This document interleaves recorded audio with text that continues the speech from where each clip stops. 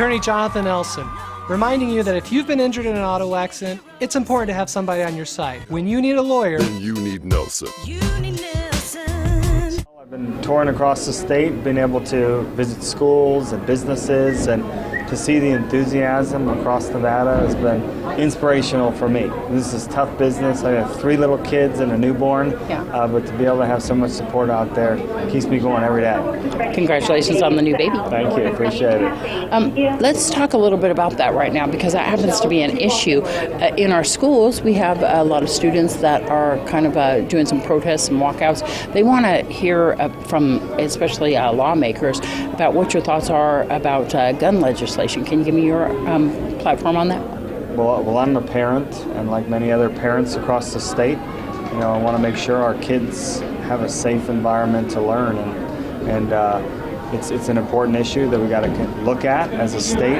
I'm putting together a law enforcement summit in the coming weeks, where we're inviting law enforcement from across the state. We're going to try to look at solutions that we think can help our schools, help harden them perhaps, and kind of come up with some solutions that aren't necessarily the highly politicized ones, but ones that we think will really make a difference. And are you speaking to any of the students around the state to find out maybe their feelings or concerns right now? Well, we're going to have a broad group that is invited to the summit, but it is law enforcement related, so we have to have state employees so that we can make sure that the protocols and the law enforcement tactics are actually safe and secure. Come up with something that's practical? Yes. Here in the rules, especially here in Pahrump right now, we've had some restrictions put on our well drilling by the state engineer. Can you give me your thoughts on that?